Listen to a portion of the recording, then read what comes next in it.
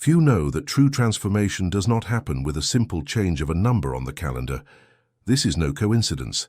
At each turn of the year, there is an invisible cut, and if you cross that cut with the same habits, you do not enter a new year.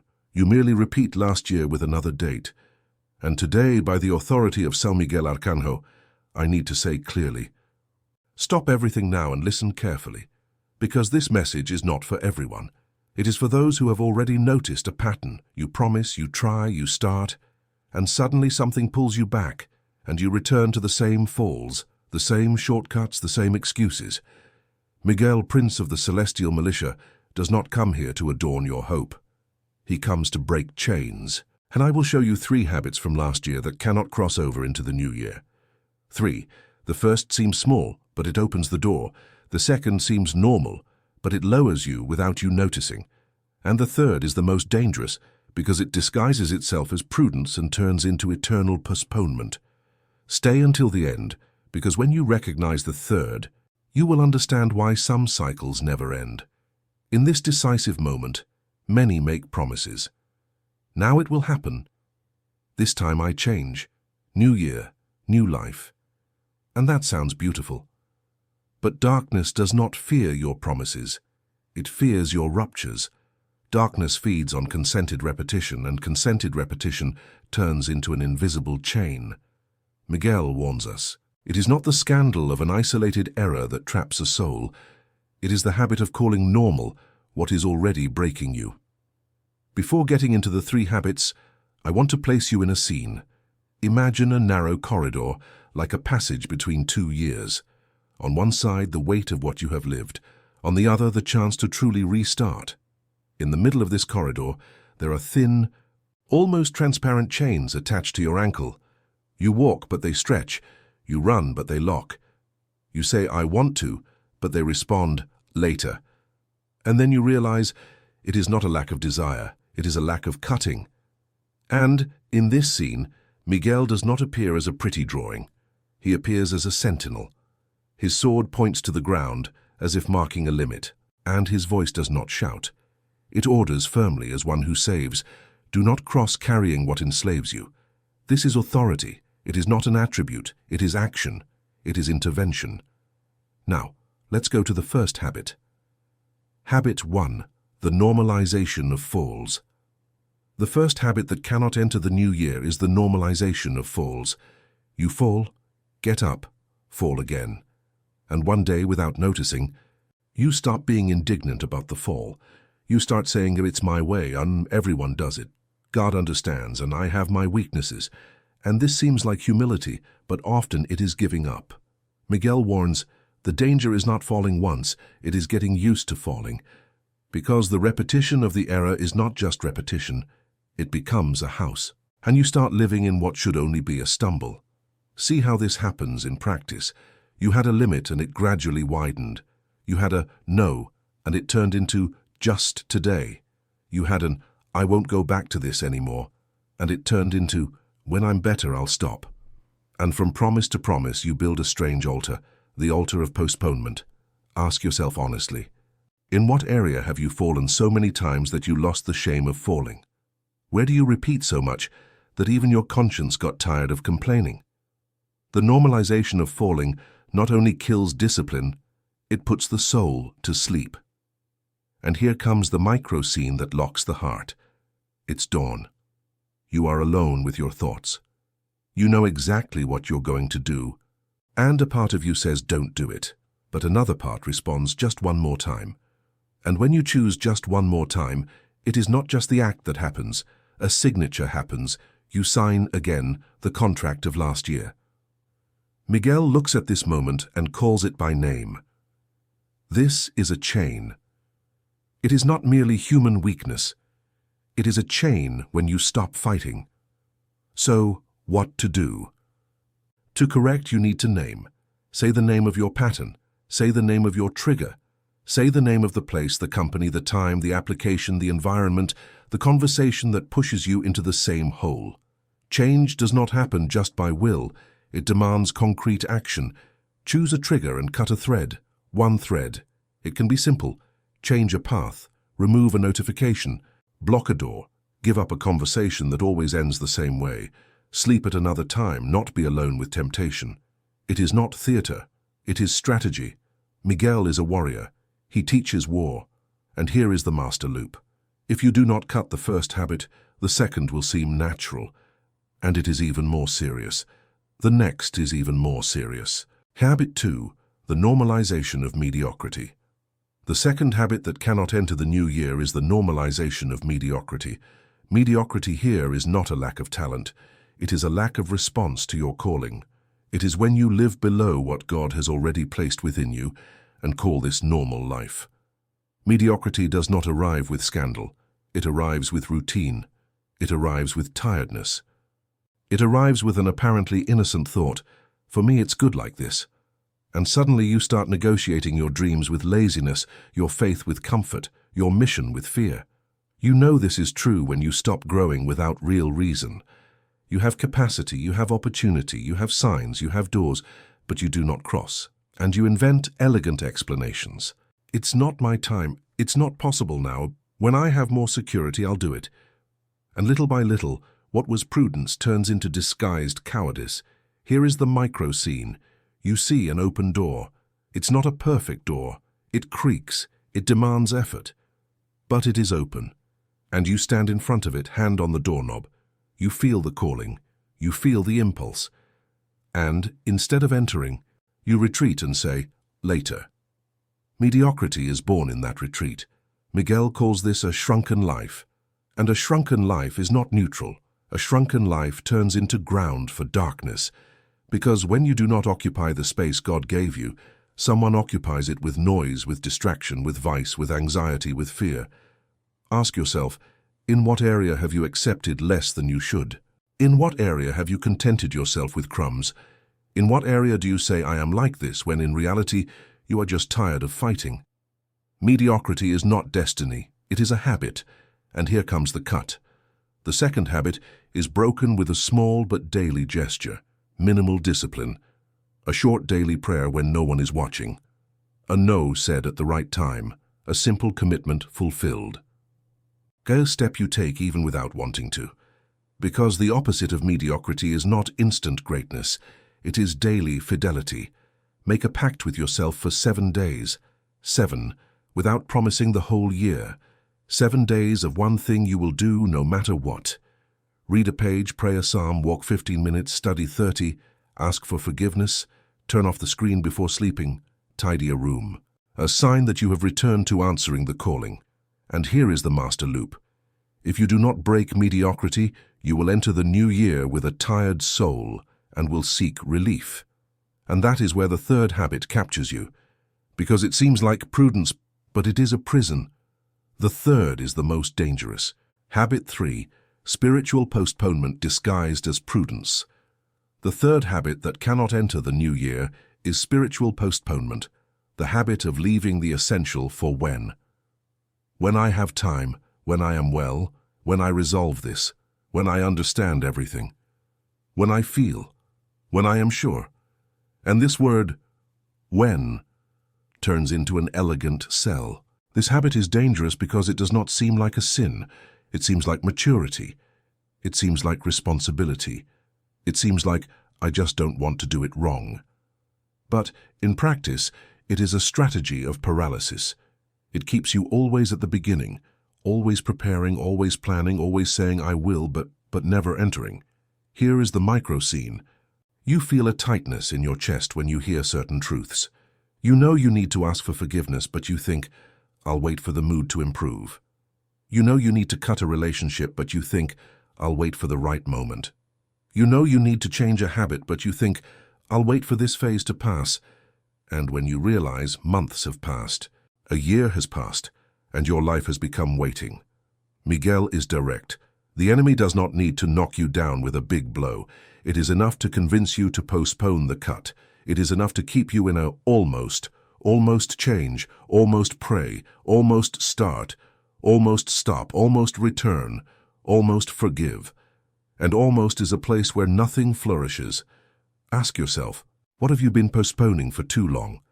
What decision do you already know you need to make, but keep refining justifications? What conversation do you avoid? What discipline do you push off? What reconciliation do you postpone? What you call prudence might be fear. And here comes the stroke of light. The right moment rarely arrives. The right moment is created. It is born when you decide, not when you feel. Miguel does not wait for you to feel courage. He gives you courage when you act. Therefore, the correction of the third habit is immediate practice. Choose one action you can do today, still today, before sleeping, not tomorrow. Today. It can be writing a message asking for forgiveness. It can be deleting a contact that throws you into the abyss. It can be scheduling an appointment. It can be kneeling for 5 minutes and saying, God, I don't want to postpone anymore. It can be opening the Bible and reading a passage. It can be setting an alarm to sleep earlier. One action, just one. But today. Because that is how an invisible chain is broken, not with discourse but with obedience. Before proceeding, I need you to understand one thing. These 3 habits are not just behaviors, they function as doors. Each habit opens a specific door in the invisible, and when a door remains open, you start calling bad luck, tiredness, bad phase, what in reality is a consequence of a permission. Miguel does not accuse, he reveals. And revealing is mercy, therefore do not treat this video as inspiration, treat it as instruction. An instruction that arrives as a warning of war. Watch, because the enemy prefers you distracted. And distraction is not just a cell phone. Distraction is anything that makes you pass through time without noticing what is shaping you. Many say, I don't feel anything spiritual happening. But that is precisely how chains win. They make no noise. They operate in habit.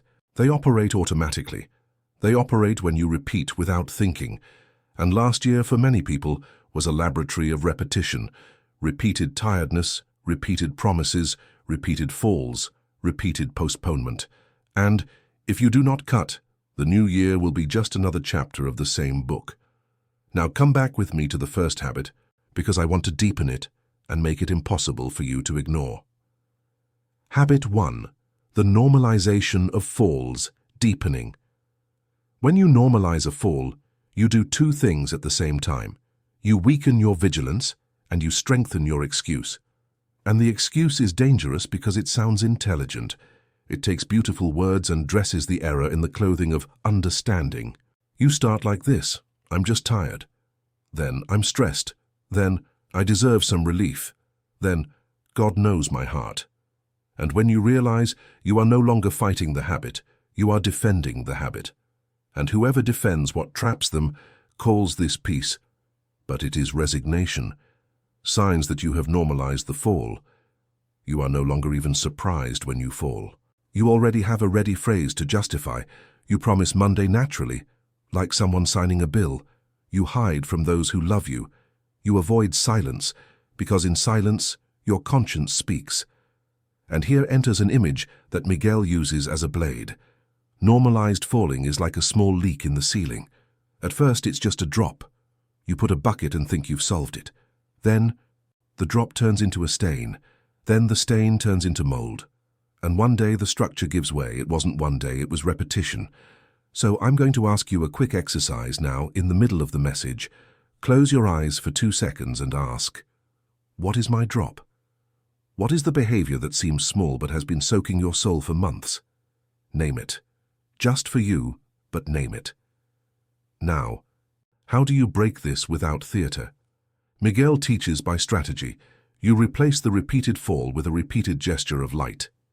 Because habit is overcome with habit, therefore, choose a gesture that you can maintain even on bad days. Something so simple that your excuse cannot kill it. It can be like this. When temptation comes before anything else, you get up, drink water, and say a 1-sentence prayer. Miguel, guard my thoughts. That's all. It's not mystical, it's discipline. And discipline breaks chains because it repositions the body and mind. And if you fall, you don't make a drama. You don't whip yourself. You don't say, then it's no use. You learn. You adjust the trigger. You close one more door. Because a relapse is not a sentence. It is information. The new year does not ask for perfection.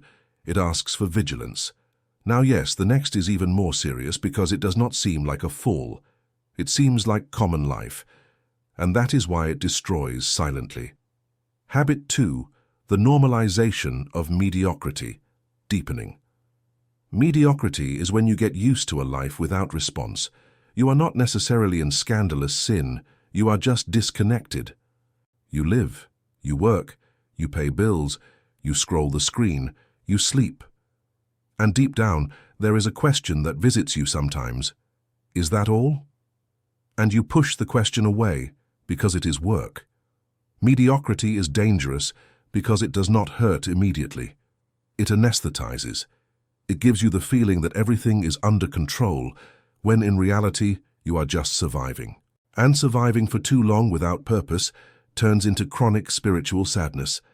That sadness that does not disappear with rest. Signs of normalized mediocrity. You no longer have a hunger to grow. You feel old inside, even if you are young outside. You say whatever easily. You get irritated with those who have discipline. You start to envy those who have direction. And here is the micro scene that dismantles. You wake up, grab your cell phone, and are already late. You enter the day as one enters cold water, complaining, but entering. You do the minimum because you can't do more. And then you end the day exhausted, not because you worked hard, but because you lived without a soul. This exhaustion is different. It is a sign of a shrunken life. Miguel calls you back to your true size, and he does not do this with cuteness, he does it with an alert. You were created for something greater than repeating one day identical to another. This does not mean fame, it means mission. Mission is living aligned with the light, even in simple things. How is mediocrity broken? With 2 movements. 1. Recover a why. 2. Recover a rhythm. Recover a why. Write a sentence that defines your new year in mission language. It does not need to be beautiful, it needs to be true. Something like, I will take care of my house with peace. Or, I will rebuild my health. Or, I will honor God with my work. Or, I will be a present father. A small but firm why. Recover a rhythm. Do not try to change everything. Choose a fixed time for a fixed act, 10 minutes. It can be prayer, it can be reading, it can be silence, it can be planning the day, but fix it. Because rhythm is what creates identity. You become the kind of person who keeps promises. And here is a secret. When you create rhythm, you start to bother the darkness. Because darkness loves mess. Darkness loves delay. Darkness loves later. Darkness loves you without routine, because without routine you live by impulse. And impulse is easy to manipulate. Therefore, do not be surprised if, when you try to create discipline, everything seems to conspire. This is common. It is as if, the instant you try to close a door, someone from outside pushes to open it again. And that is where Miguel appears as a shield. Remain. Now, if you do not break mediocrity, you will seek relief. And easy relief is the perfect bait for the 3rd habit, postponement, disguised as prudence, which keeps you eternally preparing and never living. Habit 3, spiritual postponement disguised as prudence, are deepening. This habit is an internal conversation. It speaks like this: not now. It's not the moment, when everything is calmer, when I am stronger, when I have more clarity. And while you converse, time passes, and time is the raw material of destiny. Postponement is dangerous because it gives you the sensation of being responsible. It makes you feel intelligent. And while you feel intelligent, you do not move. It's like someone who studies city maps forever, but never steps on the street. Signs of normalized postponement. You are always preparing. You have already started to restart several times, but did not sustain it for a week. You collect methods and practice none. You wait to feel like acting. You transform fear into argument. And here is the micro scene. You have your hand on the button to send a reconciliation message. You wrote it, you reread it, you cried. And at the last second, you delete it and say, I'll send it later. You feel immediate relief, but this relief is the chain tightening, because every later strengthens the habit of never. Miguel cuts this conversation with a harsh and saving phrase: the enemy negotiates with you in time. He does not need to convince you to abandon God. It is enough to convince you to postpone God. It is enough to postpone prayer, postpone forgiveness, postpone change, postpone discipline. Because postponement creates a life in suspension, and life in suspension turns into anxiety. So, I will be very practical. Choose 3 things you will do at 3 different times. In 24 hours. A small action against the when. Something you can do today before sleeping. In 7 days. A pact of minimal discipline with time and place. In 30 days. A big decision you have been avoiding already with a marked date. You do not need to do everything now, but you need to stop postponing. And here I return to the climax. You are in the corridor between the years, and now you know where the chains catch. The first habit traps in the fall, the second traps in the shrunken life. The third traps in the almost. And almost is the cruelest form of prison, because you feel you are close but never arrive. Miguel does not ask you for perfection. Miguel asks you for position. He asks you for a yes that turns into action. Now, with the 3 habits revealed, you understand why Miguel brought you here. You are before an invisible crossroads, a spiritual climax. You must choose. Break these bonds or cross-carrying everything along. And here I return to the scene of the corridor between the years. The chains are still on your ankles, but now you see them. Now you know their names. Normalized falls, normalized mediocrity, spiritual postponement. And when you name them, you gain the power to cut. Miguel does not humiliate you, he positions you. He says, I protect, but you decide. He is a shield, but also a sword, and the sword does not cut for you if you do not extend your ankle. The choice is clear. To remain is to slide into a repeated life, far from purpose. To break is painful, but it is liberating. So make a plan of action with me, simple and surgical. 1. Name the habit you have most normalized. Write it on a paper, without embellishment, just the name. 2. Identify the main trigger, time, place, person, routine, device. 1 trigger. 3. Cut 1 thread today, 1 thread, not everything, 1 thread. 4. Substitute with minimal discipline for 7 days, a small but faithful gesture. 5. Take immediate action against the when. Something still today, do you realize? This is spiritual warfare applied to daily life, without fantasy, without theater, with decision. And now comes your seal, as in the invisible confessional of the soul. At the end of this moment of reflection and decision, cry out, São Miguel, give me courage for the cut I postpone. Repeat with firmness, because this phrase is not poetry, it is rupture, and I want you to mark this with an act. Comment now. I break a habit. Not because I need a comment, but because you need a landmark. When you declare, you assume. When you assume, you position yourself. And when you position yourself, heaven recognizes and darkness retreats. Now, I need to deepen the legitimacy of this message, but in a way that holds you, not with adjectives, but with spiritual evidence. There are moments when Miguel manifests as an alert before the fall. You have already lived this, that sudden discomfort, that phrase that comes to mind, that feeling of don't do this, that delay that prevents you from entering the wrong place, that call that interrupts a bad choice. This is no coincidence. It is a sentinel. It is protection in motion. And there are moments when Miguel manifests as a sword against the invisible. You decide to cut a habit, and suddenly temptations become louder. You decide to pray, and suddenly sleep weighs heavily. You decide to restart, and suddenly distraction becomes a flood. This happens because when you move towards the light, what wanted you to be still reacts. Miguel teaches you to interpret. Resistance is not always a sign that you are wrong. Sometimes it is a sign that you have finally touched the chain. Therefore, do not despair if you feel weight. The weight is part of the transition. The pain of change is temporary. The pain of stagnation becomes history. And repeated history becomes destiny if you do not cut. Now pay attention. It's not just about you. Your habits cross into the new year like seeds. If you cross with normalized falling, you teach falling. If you cross with normalized mediocrity, you inspire accommodation. If you cross with postponement, you infect waiting. Miguel reminds you that your life touches other lives. You do not fight only for yourself. You fight for those in your home, for those who depend on your example, for those who need your light. And here comes a block of confrontation, in the style of the confessional. Answer mentally, without deceiving yourself. What habit have you already transformed into routine and call normal? Where are you living below what you can for fear of growing? What have you been postponing and call prudence? What open door have you already seen and retreated from? What chain do you feel on your ankle when you try to move forward? If these questions hurt, it is because they hit home. And if they hit home, there is still time. Because the fact that you are hearing this now is a sign that God still calls you. And now, I will give you the final key. Forgiveness and practice.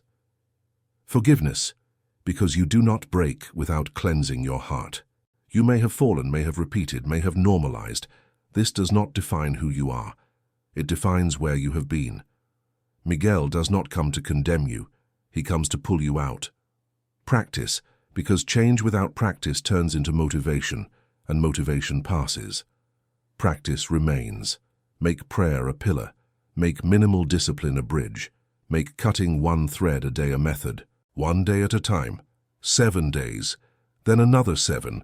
And when you realize the chain that seemed to be of iron was of habit, now visualize yourself enveloped by Miguel's light, not as fantasy, but as a reminder. You are protected while you decide. You are guarded while you cut. You are sustained while you restart. And if you fall, you get up. But you do not call the fall normal again. You call it an alert. You learn, you adjust, and you continue. Finally, say a final prayer with me, simple and direct.